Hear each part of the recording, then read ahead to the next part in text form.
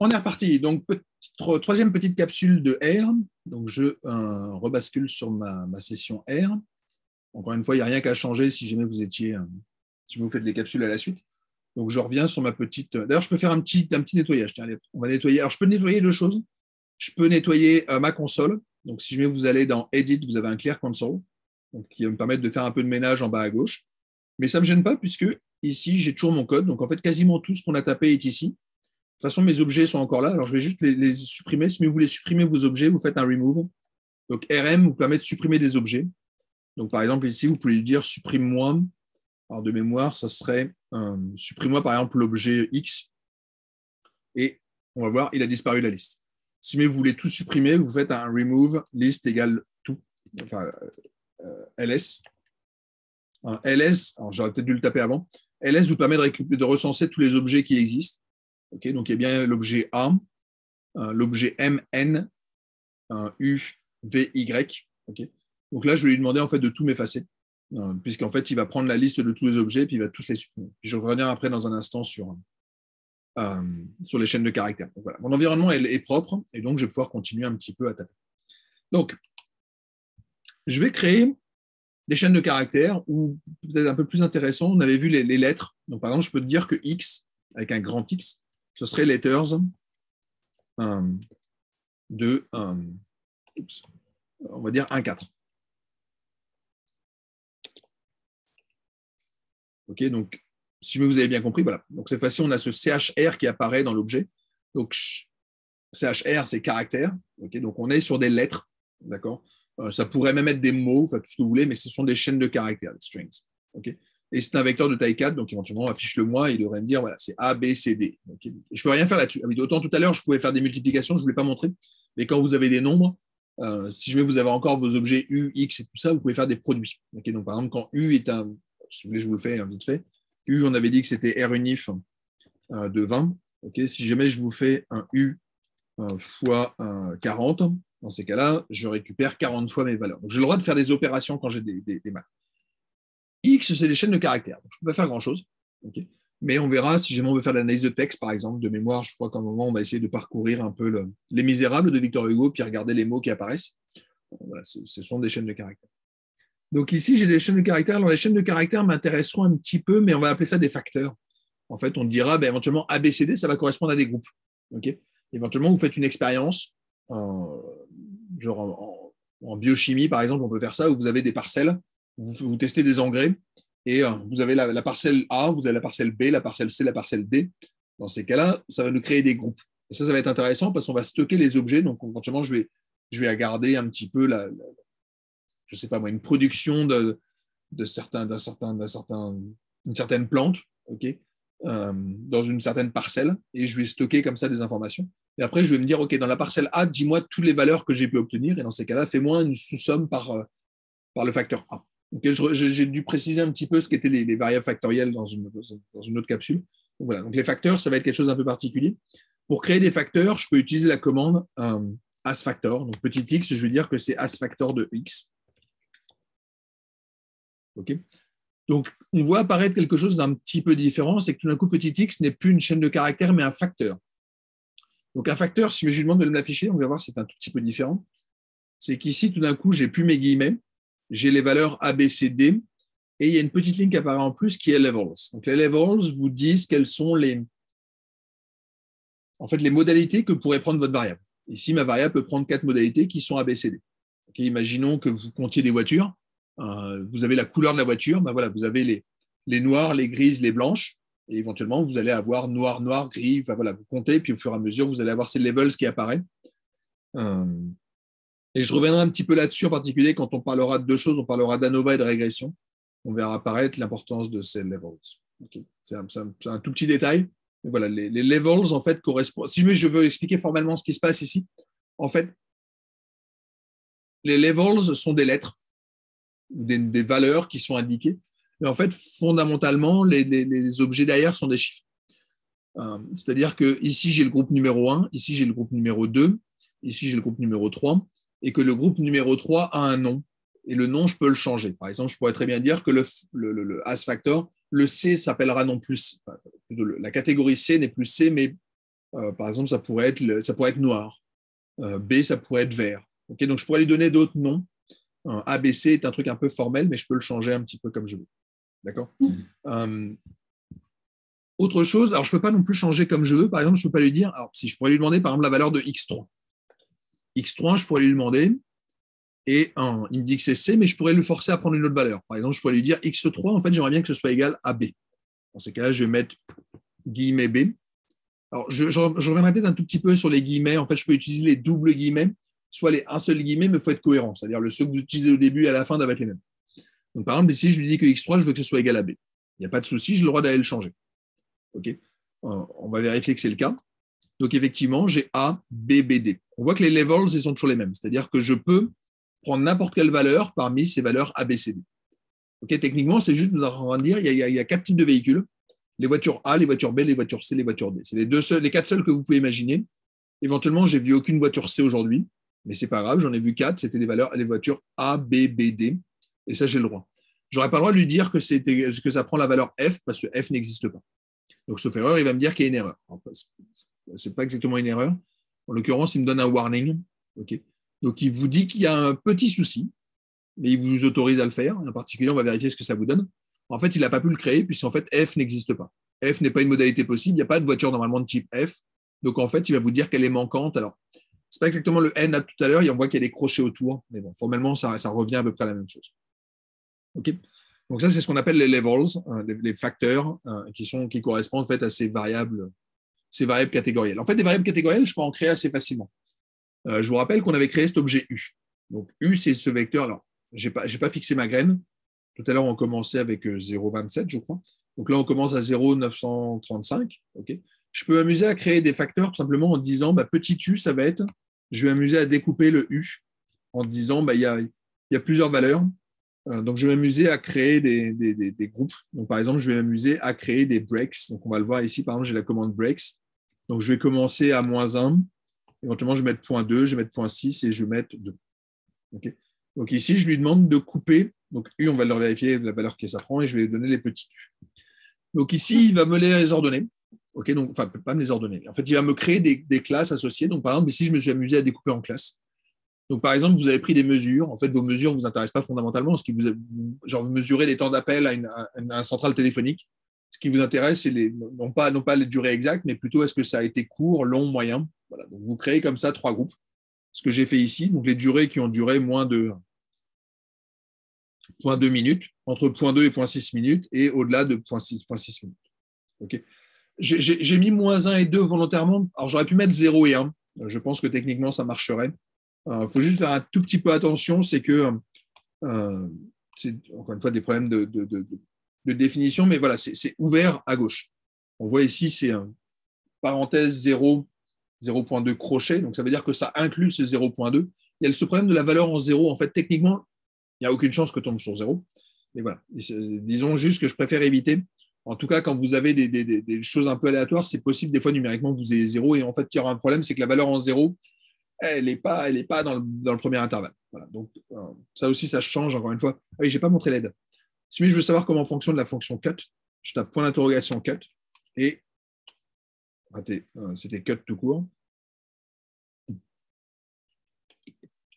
Donc, cut va apparaître ici. Alors, le problème, c'est que j'ai beaucoup de packages qui sont chargés en mémoire ici. Mais donc, c'est dans le package de base. Donc, par défaut, nous, tout ce qu'on utilise est dans base. Donc, c'est converting numeric to factor. Donc, c'est exactement ce qu'on fait. On a des nombres, on va les convertir en classe, en facteur. Okay. Donc, il nous dit que cut est effectivement une fonction de base dans R. Et alors, l'usage, c'est juste de dire cut une fonction. Et il vous dit un peu ce que vous pouvez faire. Donc, on peut choisir les breaks. Donc, où est-ce que vous coupez? On en parlera quand on fera les histogrammes, par exemple. Un histogramme, c'est exactement ça. On va lui dire les cases dans lesquelles on va compter. Okay. Les labels, c'est parce que je peux lui donner des noms. On voit ici que les labels, ils ont un nom assez simple à comprendre, mais je pourrais très bien dire A, B, C. Okay. Et après, voilà, vous avez ces petites commandes de include lowest. Donc, est-ce que j'ouvre à gauche ou je ferme à droite? Enfin, voilà, vous avez toutes ces options possibles. Les précisions, est-ce que c'est ordonné et tout ça. Okay. Donc, vous avez pas mal. Donc, let where sera toujours de la même manière.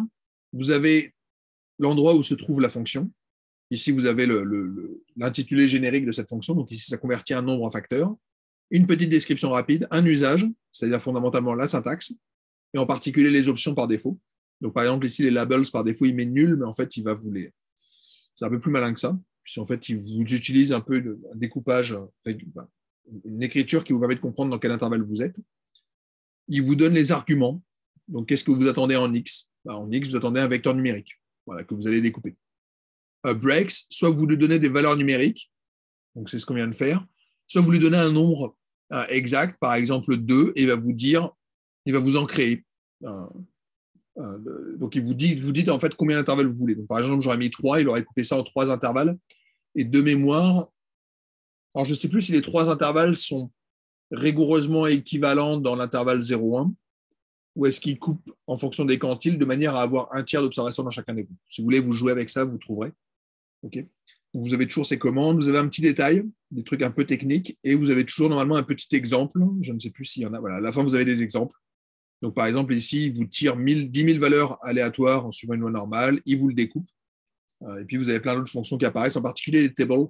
Donc, les tables sont pratiques. Je vais juste vous le taper ici. Table de U va vous permettre de regarder combien d'éléments dans chacune des classes. Donc, par exemple, ici, j'ai 4 valeurs entre 0 et 0,2, ce qui est fort logique, ça fait 20% des observations. Donc, il y a effectivement 20% des observations d'une loi uniforme sur 0,1 qui sont comprises entre 0 et 0,2.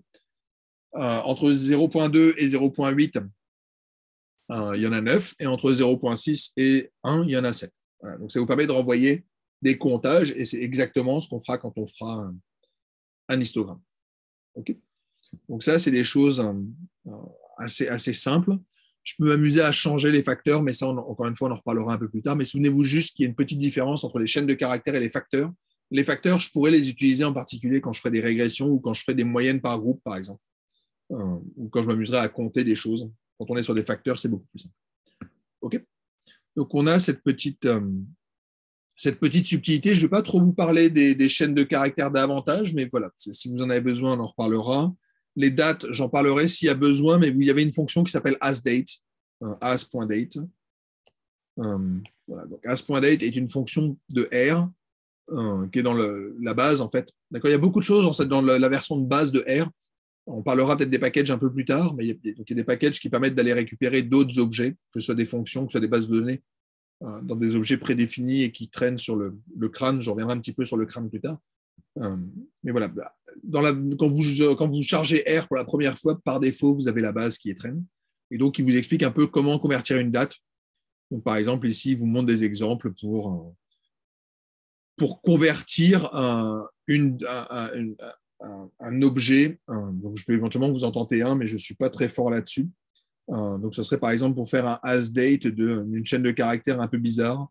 Donc, par exemple, si jamais vous voulez que je vous fasse on va faire le 25 décembre de l'an passé. D'accord, donc je vais mettre des guillemets ici. Donc, on était en 2022, 12, 25. OK. Donc, il a réussi à le faire. Donc, il a réussi à le convertir. Alors, comment je sais qu'il l'a converti? Tout simplement parce que moi, je lui avais rentré une chaîne de caractères. Cet objet-là est une chaîne de caractères. Quand je mets des guillemets, il y avait des backslash. Par défaut, il me les a convertis avec les tirés. Donc, les tirés veut dire qu'il a réussi à le convertir et cet objet-là est une date. Okay. Pour le vérifier, il suffit de dire on va faire la différence entre deux dates, on va vérifier que ça marche. Je vais prendre deux dates séparées d'un an, par exemple. Et voilà, donc il me dit que la différence est de 365 jours, ce qui tombe bien, puisque 2021 n'était pas une année bissextile. Donc il y avait effectivement 365 jours.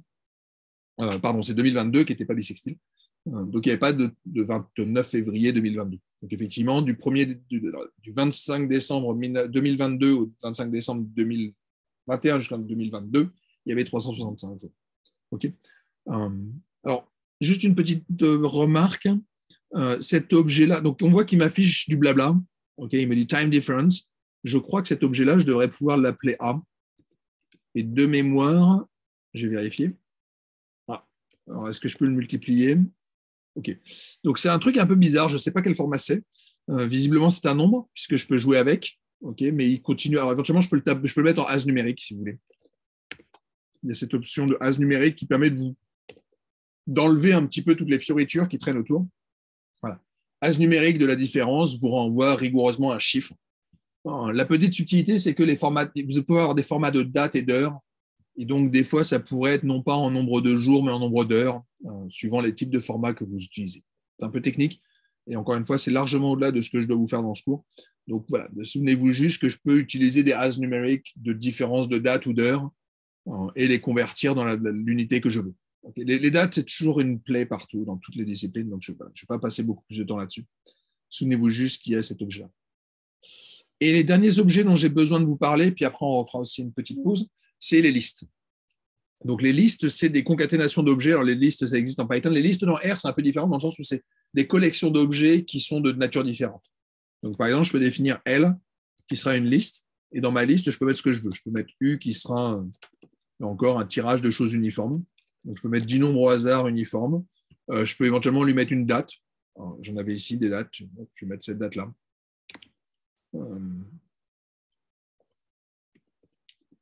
Et puis éventuellement, je vais mettre un dernier truc, je vais appeler ça X. Ça va être le cours est super. Et donc on voit, j'ai même utilisé des petites guillemets. Enfin voilà, je me suis amusé à créer une liste. Donc ça apparaît ici dans mes datas. Donc on voit qu'on a une liste de 3 éléments. Effectivement, j'ai 3 éléments. Et j'ai une petite flèche. Alors ça, c'est parce que par défaut, sous R, quand vous avez une liste, il ne vous affiche pas tout parce que des fois, les listes, elles peuvent être très très longues. Mais ici, c'est une liste qui contient 3 éléments. Le premier qui est un vecteur numérique à 10 valeurs. Effectivement, j'ai fait un tirage de 10 valeurs. D qui est une date. Là encore, une date, je pourrais faire un vecteur de date. Okay.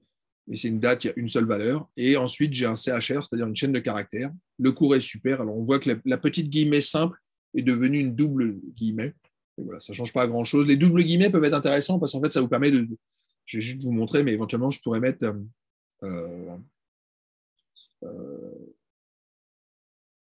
voilà, je pourrais faire quelque chose un peu plus subtil. Par exemple, je pourrais vous faire une guillemet ici. Donc, on voit que si on le voit sur les couleurs. Je le refais tranquillement.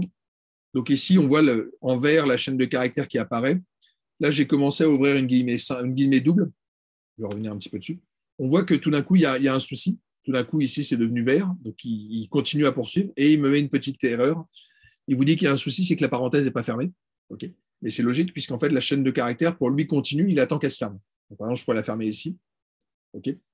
Donc là, la chaîne se ferme, mais voilà, il faut que je ferme ma parenthèse. Okay.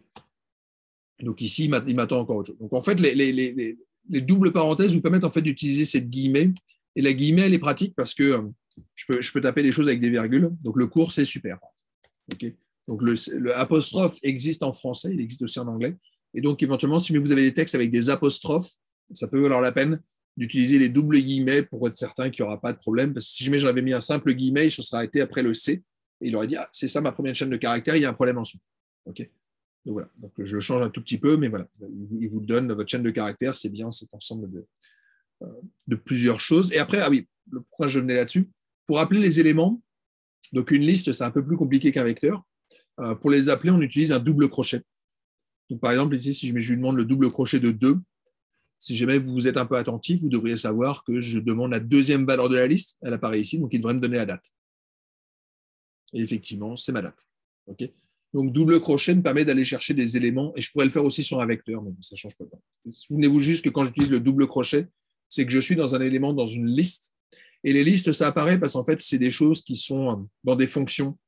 Mais je vais faire ça dans un instant. Donc, dans un instant, je vais arriver sur les fonctions de R, et puis éventuellement, on discutera un petit peu de ça. OK ? À tout de suite.